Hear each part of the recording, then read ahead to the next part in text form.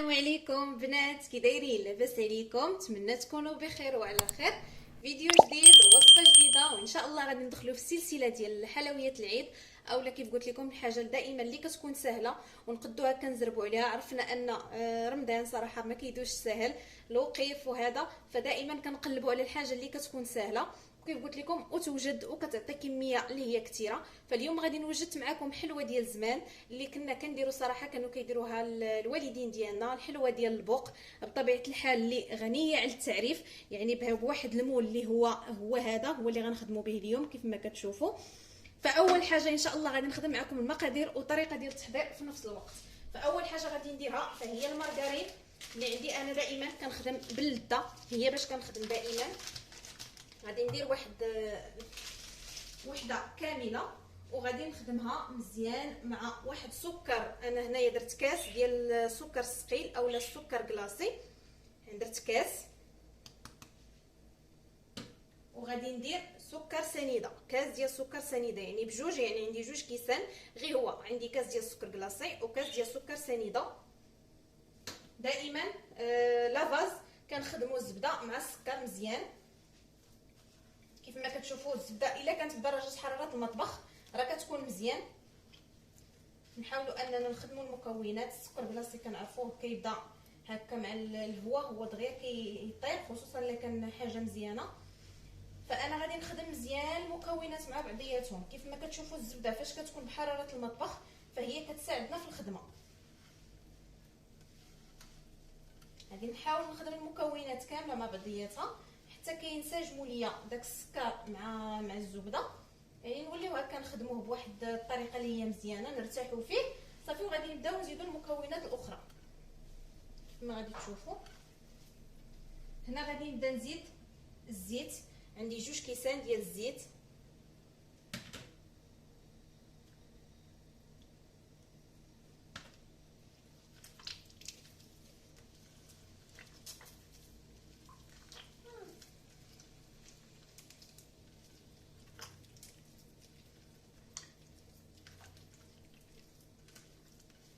كما كتشوفوا يعني حتى غتولي ليا على شكل كريمه. يعني كل ما اننا كنخدموا الحلوه دائما نخدموا الزبده والزيت من قبل ما كنديروا الطحين.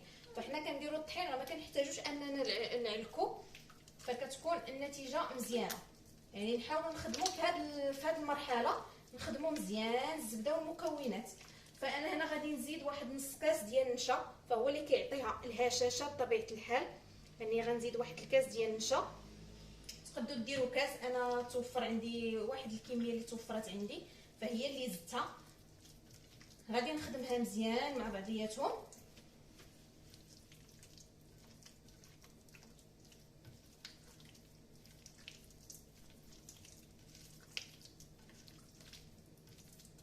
بالنسبه ليا غادي كيف قلت لكم نكهت غادي نكه ان شاء الله بالحامض، وغنكه بالساشي ديال الفاني.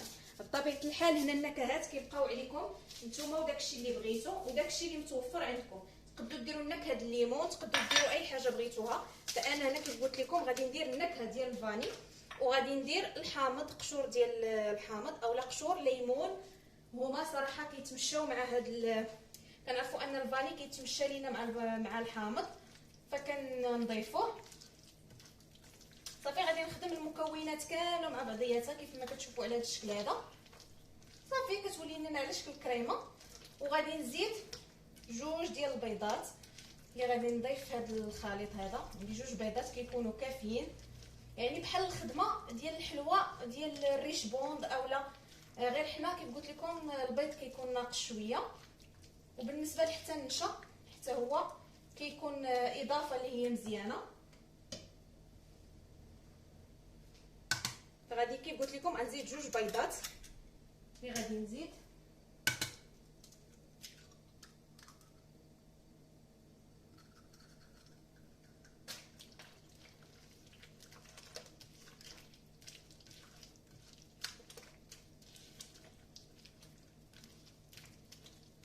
صافي غادي نستمر هكا في الخدمه ديالي مزيان. هنا راه كنبدا نزيد ديك الساعه الدقيق. الدقيق يكون بطبيعه الحال دقيق ممتاز ديال الحلويات. دائما من سر النجاح ديال الحلويات فهو الدقيق كيكون حاجه مزيانه. يعني ما كيتكور لينا، ما كيتحبب، ما حتى شي حاجه. فكيكون كيف قلت لكم الوصفه اللي غنحصلوا عليها تكون مزيانه. فانا هنا غادي نبدا نزيد الدقيق شويه بشويه.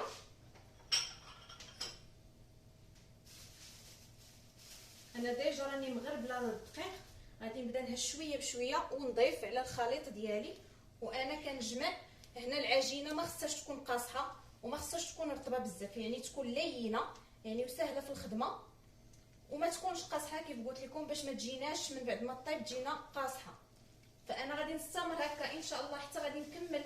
كيف قلت لكم كنزيد الدقيق على حساب كيف قلت لكم الدقيق والانواع ديالو شويه بشويه حتى غادي تجمع ليا الخليط. وكنضيف 2 ديال لي ساشي ديال خميره حلويات اولا بيكين باودر، يعني 8 غرام في 8 غرام هي 16 غرام.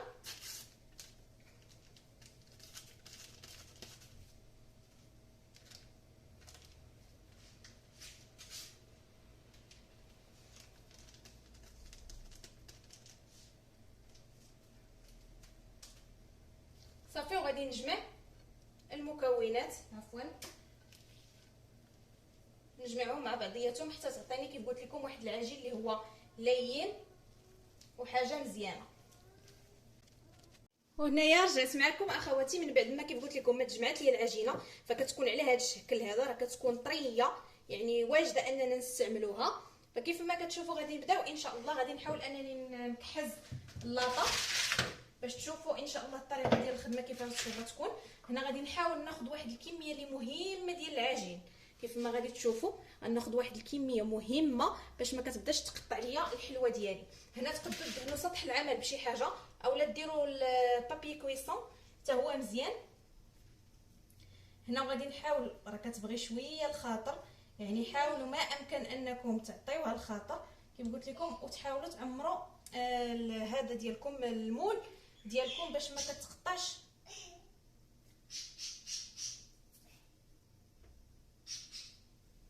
على هذا الشكل هذا صافي. انا غادي نستمر هكا حتى غادي نعمر اللاطه ديالي.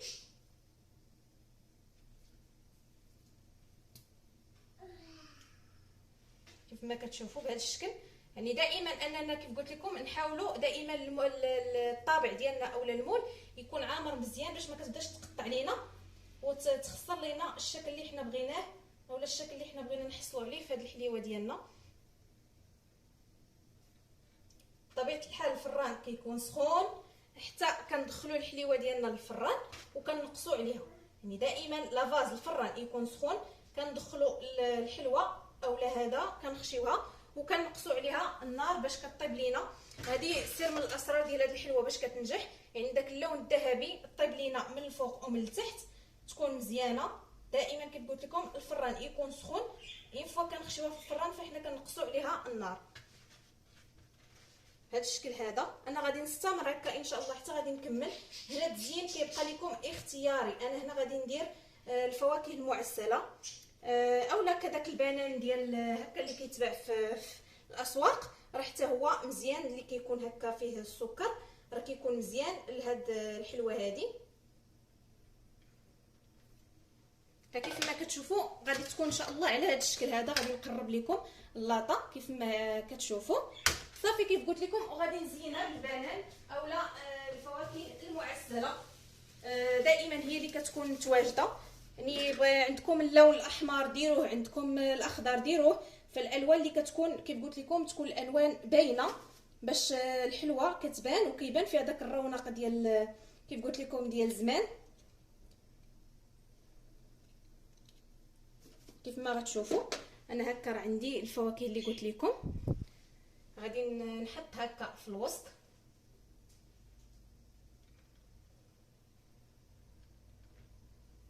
صافي. من بعد راه ما كطيب لينا الحلوه كيف قلت لكم، راه كتعطي الحجم الاخر اللي غادي ان شاء الله فاش كتخشى في الفران راه كتبدا تسيح وراه كتعطينا الحجم اللي حنا بغيناه.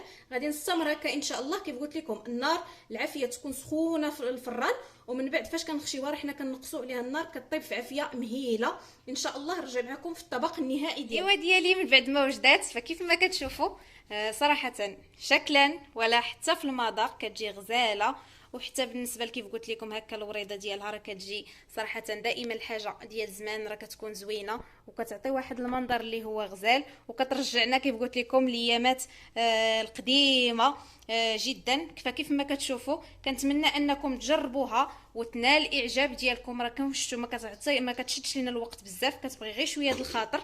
هذا اللي غادي نقول لكم على هذه الحليوه. بالنسبه للقناه فهي قناه فاطمه نزار، فكنقول لكم مرحبا والف مرحبا دائما بالتعليق ديالكم وبالتشجيعات ديالكم باش تعم الفائده ان شاء الله للاقارب والاحباب باذن الله. فعيدكم مبارك سعيد. بالنسبه كيف قلت لكم الحلوه هذا هو الشكل ديالها. بالنسبه للهشاشه اللي غادي نوريكم كيف كتجي، فكيف قلت لكم داك النشا كيعطيها الهشاشه وكتجي مرمله على هذا الشكل كيف ما كتشوفوا. يعني ما تحتاجوش انكم هكا كتذوب في الفم صراحه.